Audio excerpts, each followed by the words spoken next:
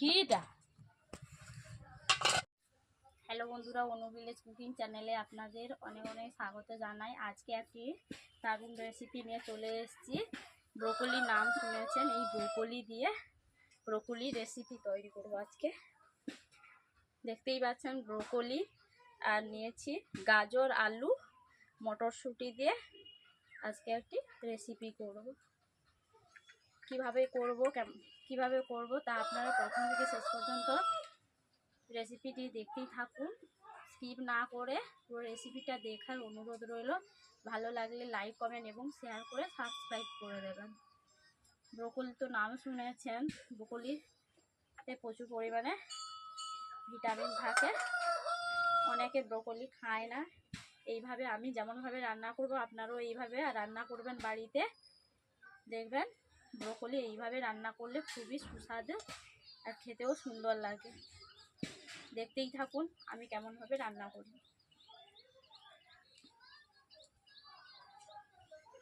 তার জন্য আমি প্রথমে উনুন জ্বালিয়ে নিচ্ছি। এখন যেটা দেখতেই পাচ্ছেন আমি এখন উনুন জ্বালিয়ে ফেলেছি, কড়াইও বসিয়ে নিচ্ছি।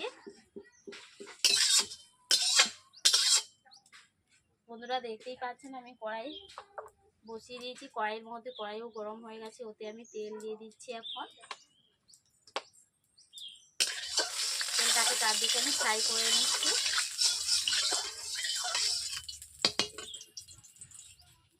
এরপর আমি কেটে রাখা ব্রোকলিগুলোকে কেমনভাবে কেটেছি তো আপনারা দেখাইনি, কিন্তু এই সাইজে টুকরো টুকরো করে কেটেই নিয়েছি। ওগুলোকে আমি হালকা করে ভেজে নিয়েছি।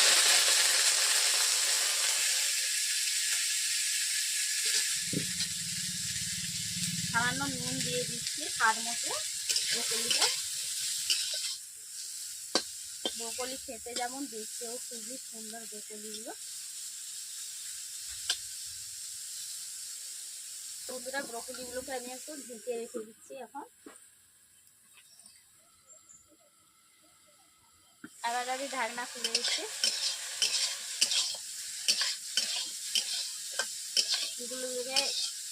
ব্রোকলিগুলোকে এইভাবে আমি ভেজে নিয়েছি। এরপর কড়াই থেকে আমি এখন তুলে নিচ্ছি।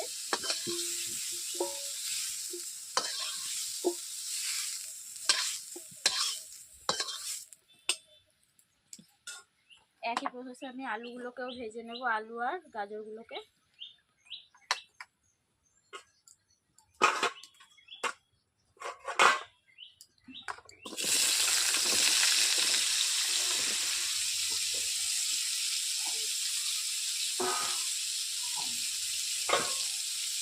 স্বাদ মতো নুন দিয়ে দিচ্ছি।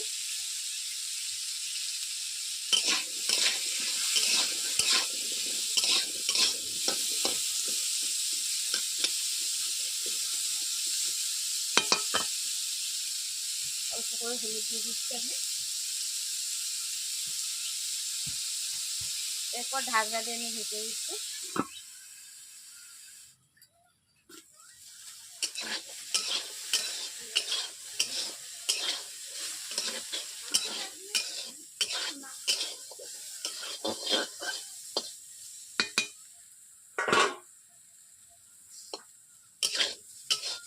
বন্ধুরা দেখতেই পাচ্ছেন আলুগুলো ভাজা ভাজা হয়ে গেছে, লালচে কালার হয়ে গেছে। এরপর আমি কড়াই থেকে নামিয়ে নিচ্ছি।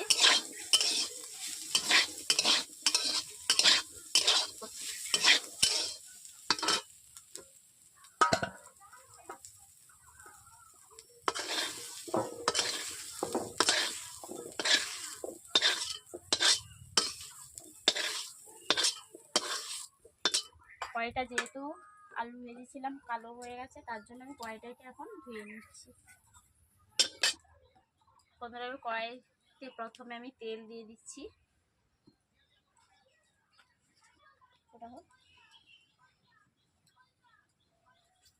বন্ধুরা তরকারিটা যাতে টেস্টি হয় তার জন্য আমি প্রথমে 5 ফোড়ন দিয়ে দিচ্ছি। সব রকমই মশলা আছে 5 ফোড়নে, জিরে, পানমৌরি, মেথি, কালো জিরে,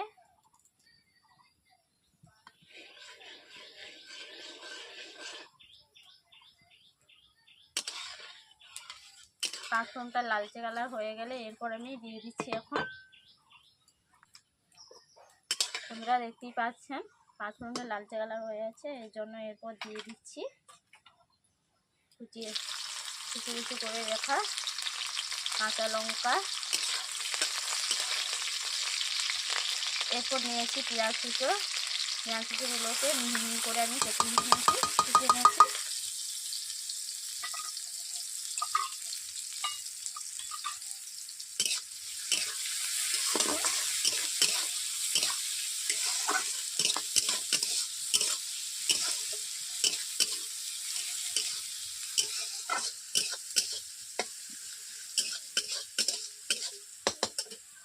পেঁয়াজগুলো গলে যাওয়ার জন্য আমি অল্প করে নুন দিয়ে দিচ্ছি।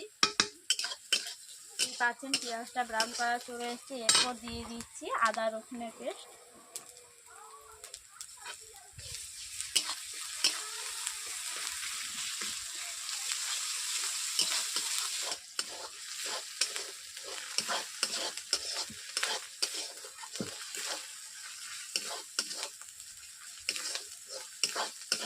বন্ধুরা, আদা রসুন পেঁয়াজের কাঁচা গন্ধটা চলে গেছে। এরপর দিয়ে দিচ্ছি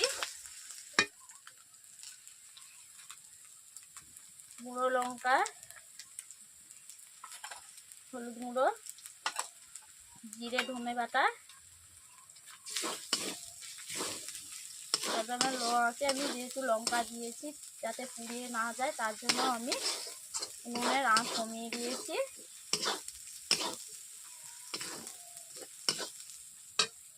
এরপর দিয়ে দিচ্ছি টমেটো কুচি।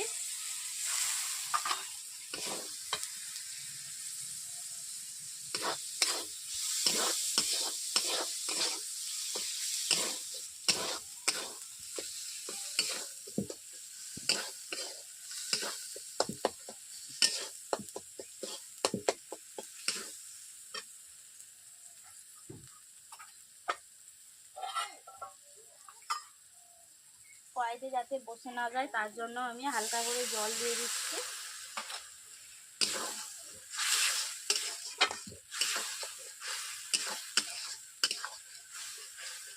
বন্ধুরা, মশলার গ্রেভিটা তো আপনারা দেখতেই পাচ্ছেন। এখন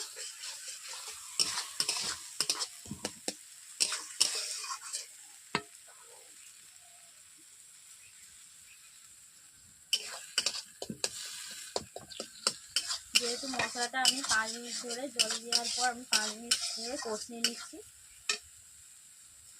এরপর দিয়ে দিচ্ছি কড়াইশুঁটিগুলোকে আমি মশলার সঙ্গে কষিয়ে নিচ্ছি যাতে সবুজ ভাজটা না থাকে।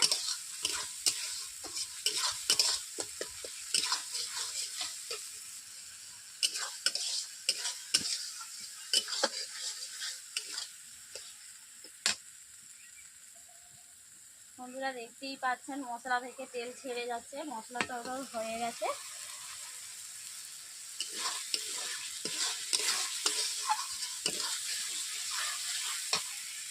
এরপর এখন আমি দিয়ে দিচ্ছি ভেজে রাখা আলু গাজর দিয়ে দিচ্ছি। মশলার সঙ্গে আমি কষিয়ে নিচ্ছি আলু গাজরকে। 1 থেকে 1.5 মিনিট আমি কষিয়ে নিচ্ছি।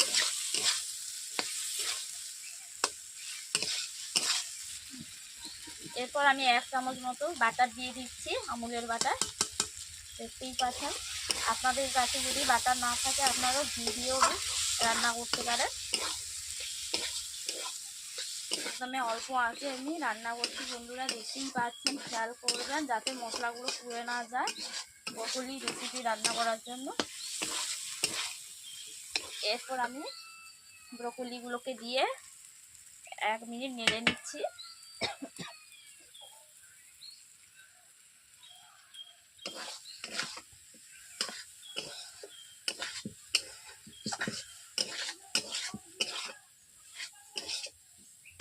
বন্ধুরা, দেখতেই পাচ্ছেন আমি ব্রকলি দেওয়ার পর আমি নেড়ে নিয়েছি। স্বাদ মতো নুন দিয়ে দিচ্ছি। ব্রকলি রেসিপি রান্না করার জন্য আমি স্বাদ মতো চিনি দিয়ে দিচ্ছি, আপনারাও না দিতেও পারেন।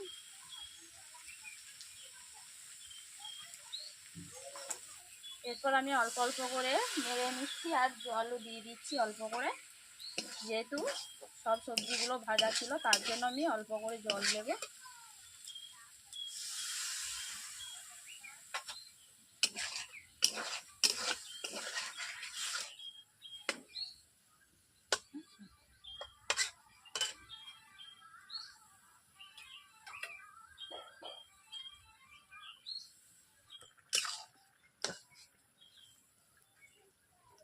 বন্ধুরা আমি 4 থেকে 5 মিনিট ফুটিয়ে নিচ্ছি। দেখে নিচ্ছি আলুগুলো দেখতেই পাচ্ছেন ভেজে রেখেছিলাম যেহেতু ভালোভাবে সিদ্ধ হয়ে গেছে।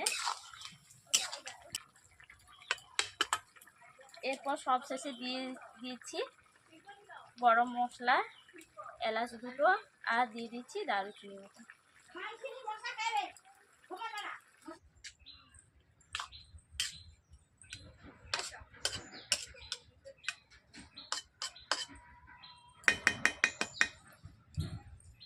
বন্ধুরা দেখতেই পাচ্ছেন আমার ব্রোকলি রেসিপি রান্না করা কমপ্লিট হয়ে গেছে। অবশ্যই আপনাদের এই রান্নাটি ভালো লেগেছে। আমি যেমনভাবে রান্না করেছি এইভাবে আপনারাও বাড়িতে একই রকমভাবে ব্রোকলি রান্না করবেন, দেখবেন খেয়ে দেখবেন খুবই টেস্টি। একবার খেলে আবার দ্বিতীয়বারও ইচ্ছে করবে এইভাবে একই রকম প্রসেসে রান্না করতে। ভালো লাগলে লাইক কমেন্ট এবং শেয়ার করতে ভুলবেন না। আর আমার চ্যানেলটিকে সাবস্ক্রাইব করে দেবেন।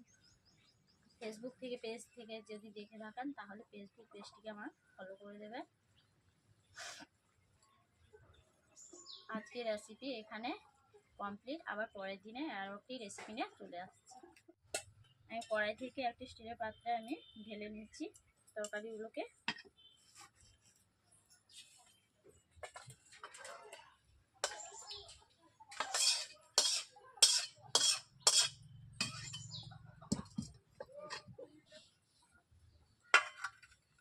কিটা